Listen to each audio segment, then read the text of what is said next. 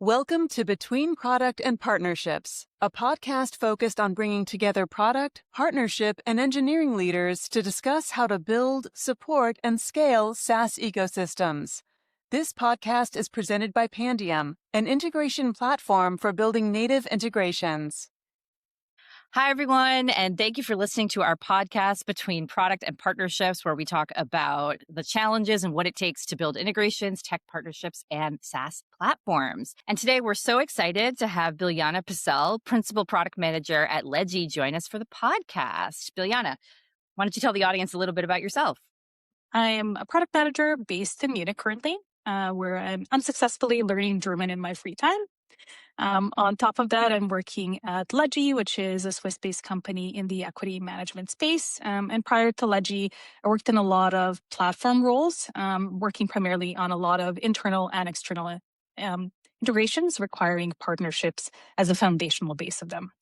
Outside of work, I really love to travel. I do a little bit of cooking. And I'm nerding out over AI in all of those spheres, whether it's product management, learning German, or actually improving my recipes in the kitchen. I'm going to have to use some AI for my recipes. I do it a little bit, but not a ton. And we'll have to swap. We'll have to swap recipes. Well, you've got tons of experience, and we love to see it. Not a lot of folks have spent more than a little bit of time building integrations. I think it's a kind of still even a nascent space, even though APIs have been around forever at this point.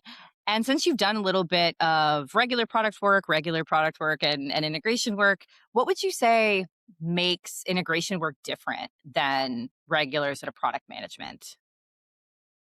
I think your fundamentals from product stay the same, but the part that gets really interesting is that you have usually a little bit less control and you have to wield things through influence and persuasion a lot more because you're typically working with partners where you don't have a good control of their roadmap and you need to work a lot more on collaboration, building those human relationships to ensure that you have alignment. So I think that's a key aspect of it.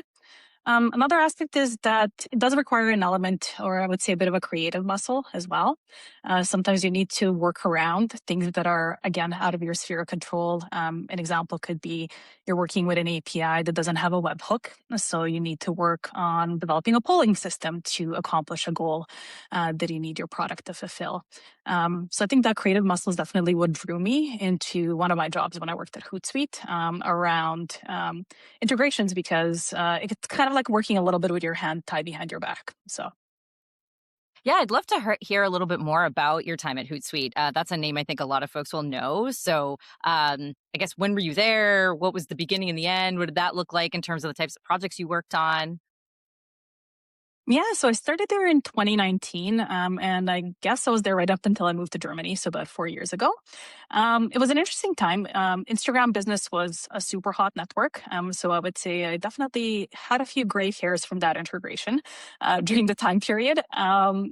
It had lots of interesting aspects because it was this acquisition from Facebook. So you were kind of working with one partner, but really the back end of it was like multiple sort of back ends that you would work with. And it was also the rise of TikTok by the time I was about to leave. So I got to work a little bit on a TikTok integration as well. I worked with a really fabulous partnership team, and it was probably one of my jobs where I started working with the legal team for the first time, which I really appreciated what it would take to do contracts with really large partners. That is a thing that I'm familiar with, and I think a lot of companies, when they're growing, start to be familiar with. It's sort of that, and Hootsuite's a big company too, but a lot of times folks are working at companies that are not quite as big as Hootsuite. So there's like this power imbalance when it comes to both like the technology and the requests and things of that nature, and obviously like the legal side of things. Like you want to strike that balance of doing something everyone's comfortable with, but also being kind of the smaller fish in that relationship. Maybe if you could share a little bit about what that's like when you are not the company that gets to dictate all the rules, both from the commercial side of the equation, which is the contracting, and then also from the technical side. Like, what advice would you give folks? What does that look like? Yeah, I think in Hootsuite, the model was very interesting because you built basically an entire business around a set of free APIs. And when you're not paying for stuff, you also have less influence from that angle too. So during my time there, Twitter was actually the first, and I still refer to them by their old name because that's kind of how I remember them, I guess. They were the first ones to develop actually a paid API. So it was a very interesting negotiation where you had a little bit more leverage because at that point you were a customer as well, not just a partner. So it showed me from a contracting point of view that you have different levers you can pull with different partners depending on what the contractual relationship looks like. Is there a paid component to it or is it free? Are you offering the partner something like really fantastic feedback from big logos to help along in their beta? Because that definitely incentivizes them a bit more. But I think in essence, working with a lot of different partners when you're the small sort of fish in the pond is all about acknowledging that asymmetry in the relationship right from the get-go. And really adapting to it. So it means understanding that every partner has slightly different interests and motivations and learning individually what each of those are and also establishing relationships with all of those along the way.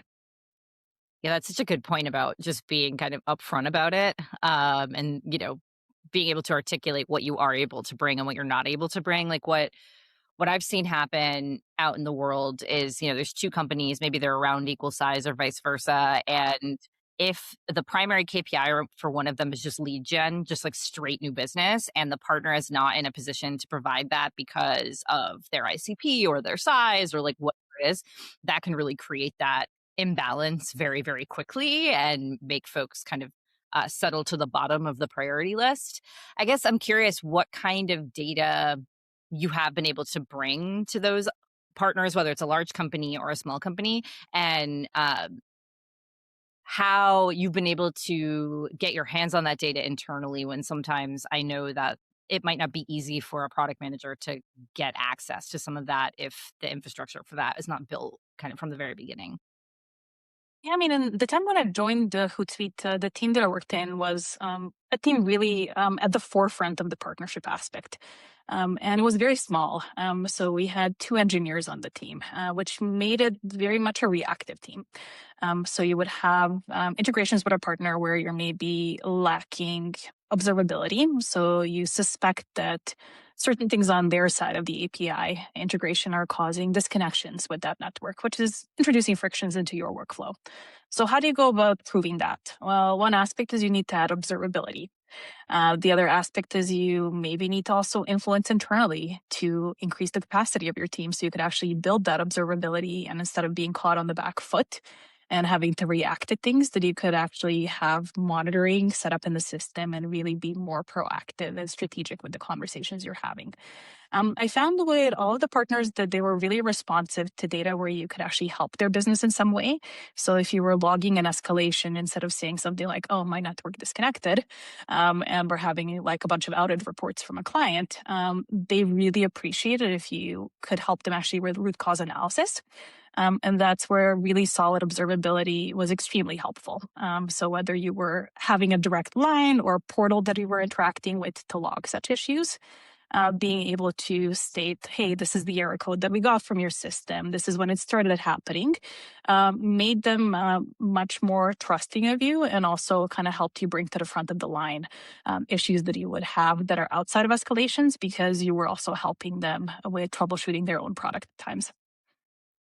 Auth issues, man. Auth issues are a hell of a drug when folks' auth servers go down and stuff. It's also helpful in my experience to be able to even cite like specific customers. Like, hey, we have, 45 customers that are experiencing outage. Like, here are some of the IDs. So, if you can identify that they're like larger accounts versus to your point, just saying like, hey, your auth is throwing an error, like what's going on? And depending on who you're working with, like a company of Twitter size, I'm sure that like ticket goes into a queue and like it gets seen when it gets seen. So yeah, the more like concrete examples that you can provide, I think the better off it'll be. The auth server stuff is so common for us. I mean, that's what we do like all day, every day. And I do think observability is something in like monitoring that folks only think about when something breaks, right? Like you don't necessarily think about instrumenting 100%. that in the beginning. And then once you start, in my experience, like rolling out that observability across all of your apps, that's when you start to see like how broken things potentially are. It's like, oh, we had no idea that like those things weren't actually working. So I'm always a huge advocate for doing it, to your point, like trying to start with a foundation at least that you can build upon so that you're not then having to like re-architect the entire thing.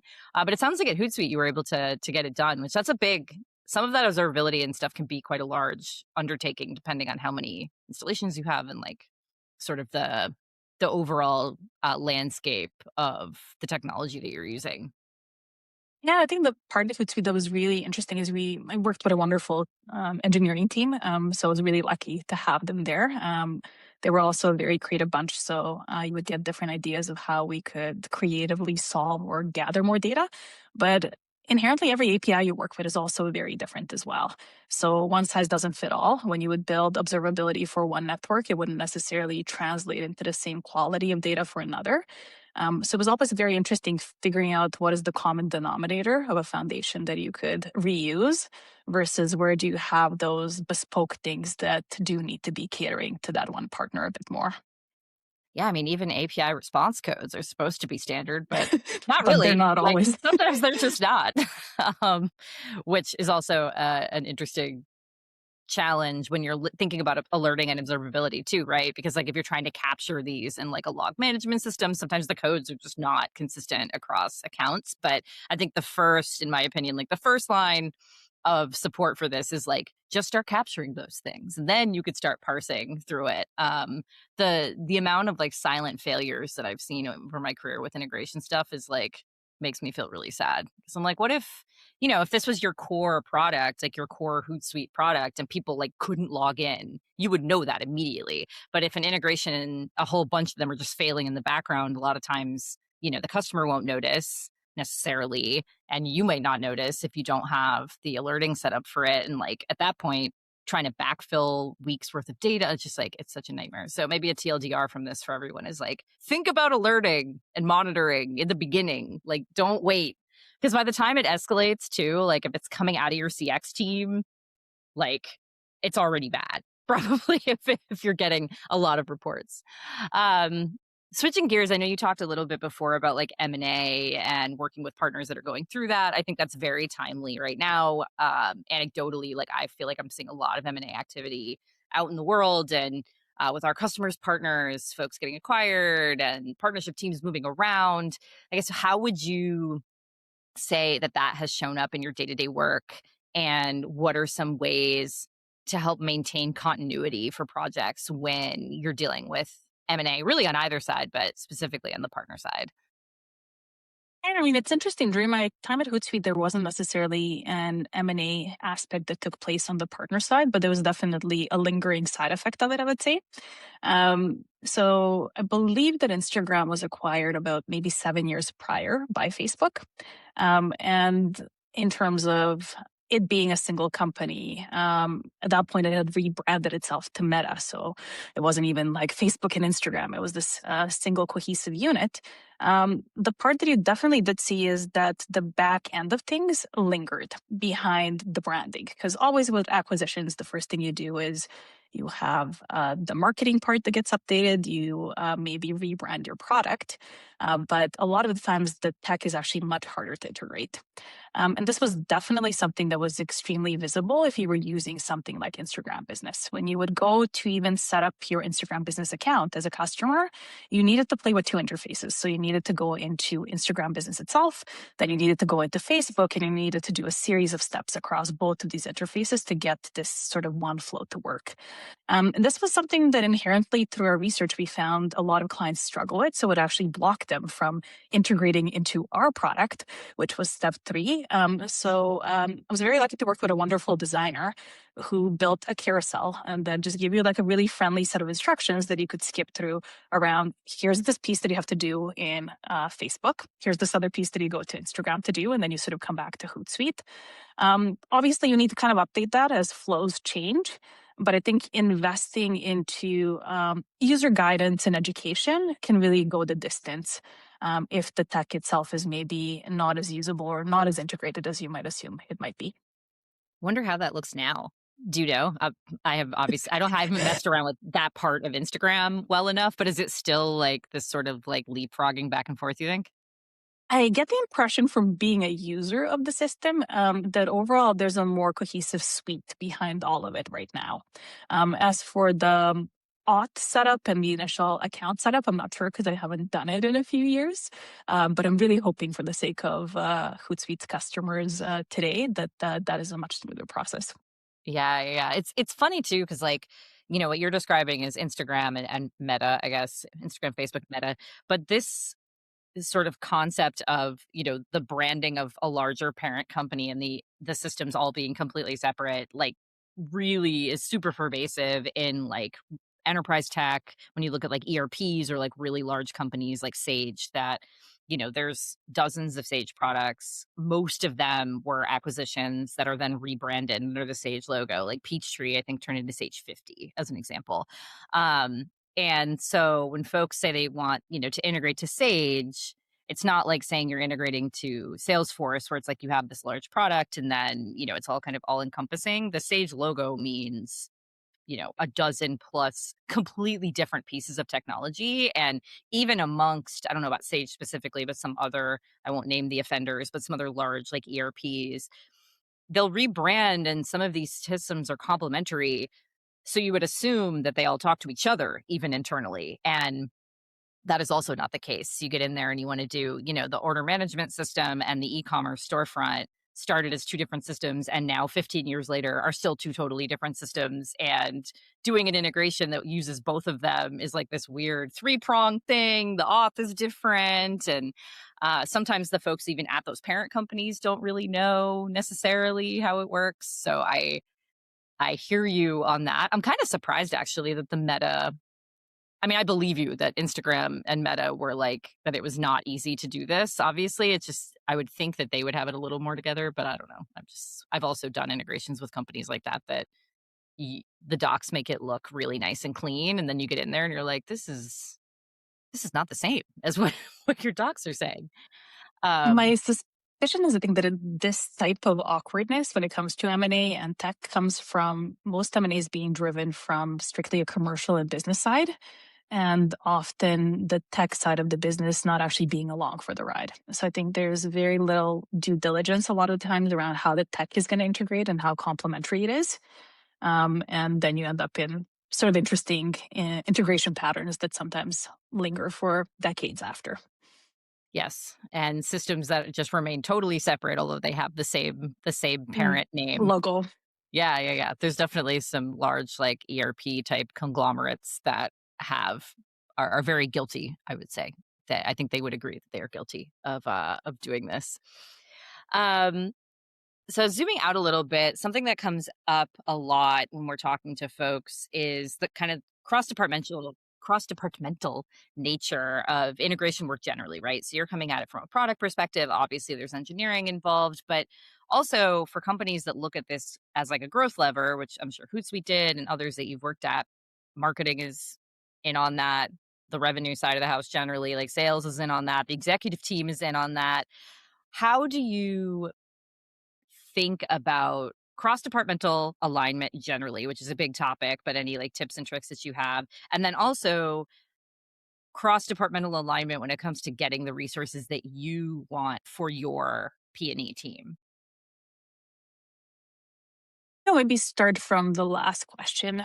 So getting the resources for your own team is very interesting. I think in a case where you're branded as an infrastructure team, um, that could be a bit of a double-edged sword. Everybody needs stuff from you, but you could be viewed as a cost center to the company. And I think a key aspect of stepping into a team like that is to really rebrand what the team does and tie your wins to customer outcomes.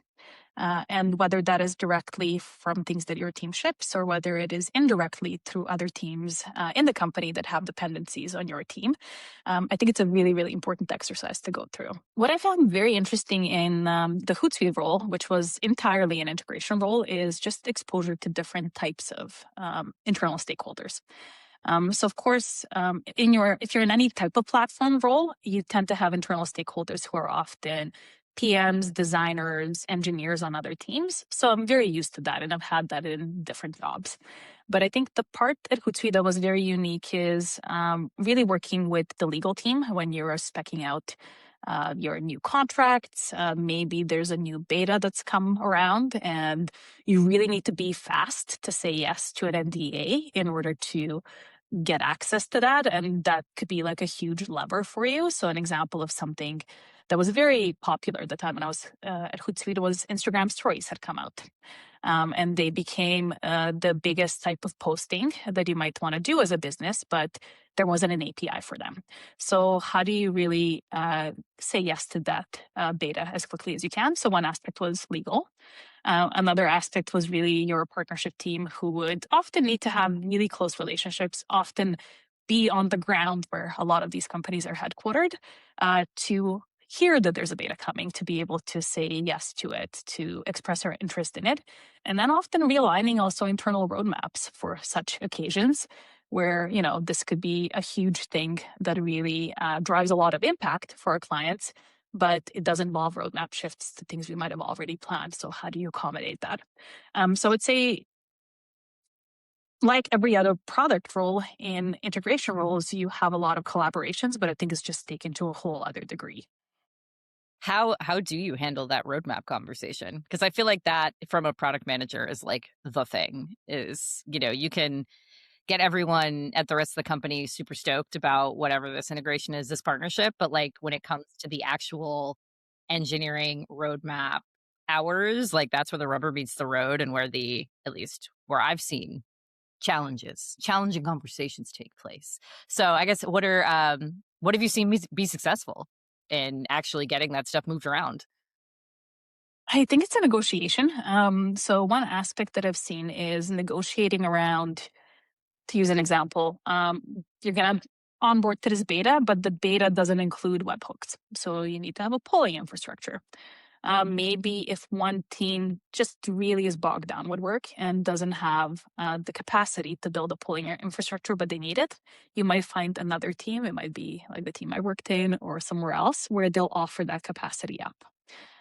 So it involves a lot of trade-off conversations. Like if you go and say yes to one thing, what comes off? And in general, I would say maybe from that aspect that we were quite lucky that a lot of the betas that were coming our way, they were very material to the business, that I think saying yes to them was relatively easy, but trying to figure out how to work around the trade-offs was definitely where the difficult conversations were had. It's good that there was at least like a strong dotted line to like a company goal. I think usually there is, right? Like if there's an integration is bubbling up to the P&E team, like somebody cares about it, but there is this like just internal conflict of like, we have roadmap, we solidified it at the beginning of the year, like this is what we're going to do. And the integration stuff I find, even with best laid roadmaps for integrations and partnerships, there's like stuff that just comes in. Like to your point, Instagram stories, brand new feature, and we've got to jump on it. Like we have the opportunity to do that.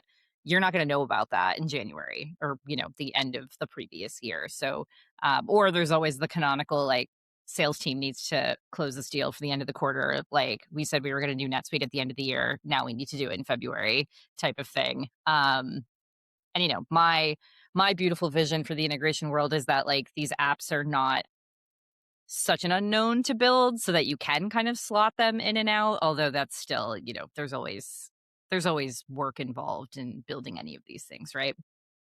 I think you're hitting at a very interesting topic of predictability of integration work. And the one part that I'm recalling now is we could always predict the calendar of deprecations of APIs. So that part was really lovely. You could usually look 6 months out and say, okay, these partners are getting rid of this API. We need to have a plan around that. And it was a non-negotiable. So that was also very easy to prioritize. But definitely, whether they're going to release a net new feature, whether that feature is going to really take off with your customer base, and then whether that feature is going to have an API endpoint that gets exposed for it at some point, was often an element of surprise. And that's where really having a very strong partnership team was very helpful, because they developed a bit of a spidey sense of like, I heard there might be a beta coming for this. So you could start doing a little bit of a plan, if this was to come our way, this is maybe how our roadmap would shape up, versus if that plan for the beta didn't pan out, we would do something different. Also, it's so funny that like we're in a world right now, especially like in this moment in time, where it's all about like the bots, right? Like the agents, the bots, the swarms, all the things. Like no humans, humans don't have to be involved, and so much of technology is about relationships, right? Like not even internally, definitely, but then externally, especially like that spidey sense, as you said, or like you're close with the partner manager and they just be like, oh, this thing is coming. Like, I'll let you know first, or go to an industry event for your vertical and you start hearing about things.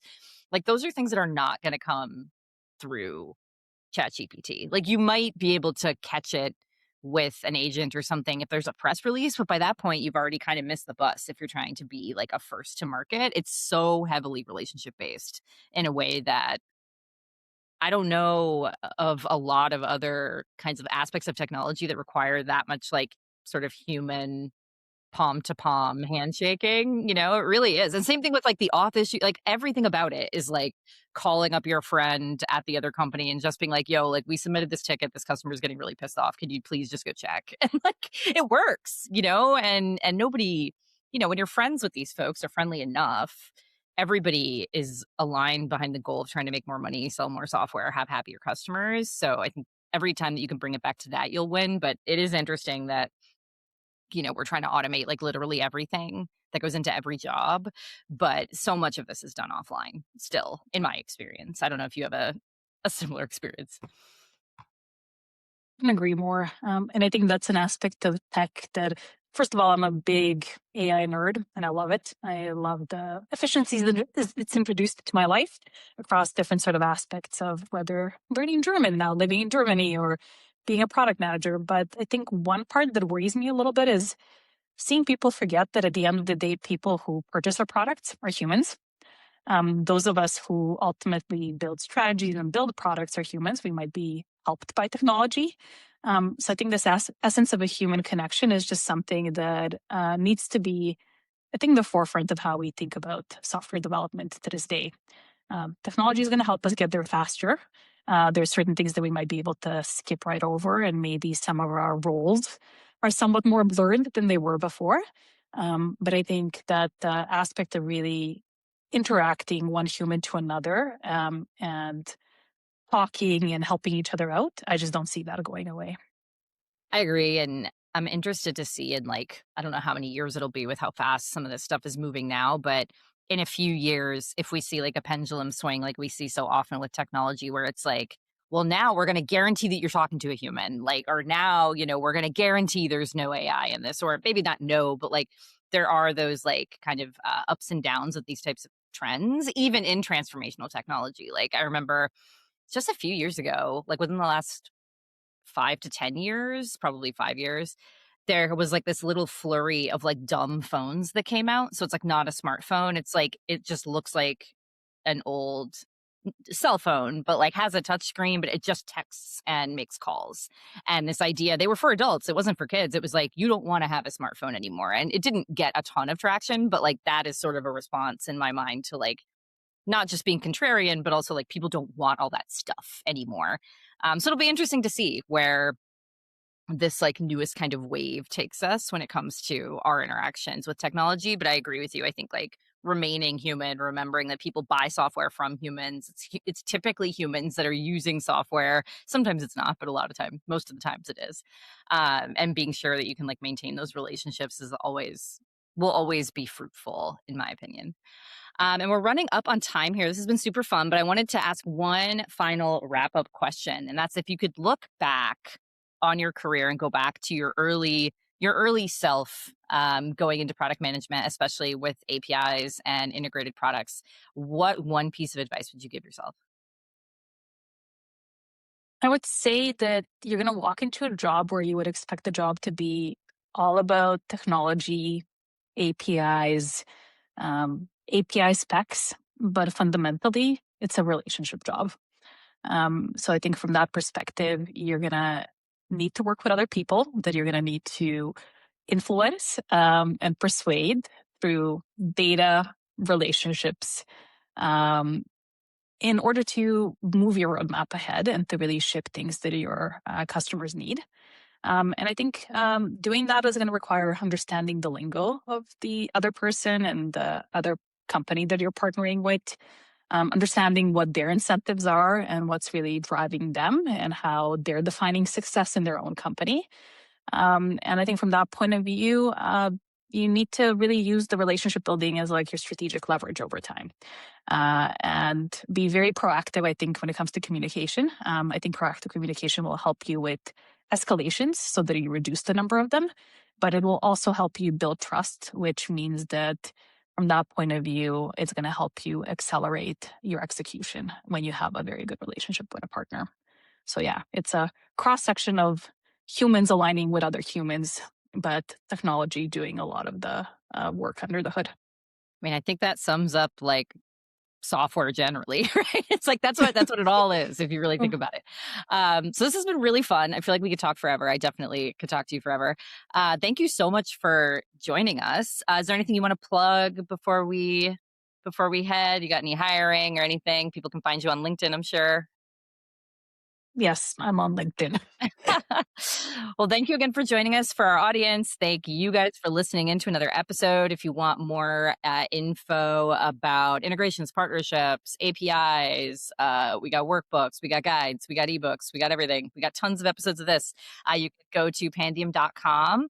Again, really appreciate you spending the time with us today. I hope I see you again out there on the internets, and I hope that you have a great day. Thanks for listening. If you enjoyed our content, subscribe to our channel and give us a thumbs up. For more content on tech partnerships, integrations, and APIs, check out our articles, ebooks, and other resources in the description or visit Pandium's website.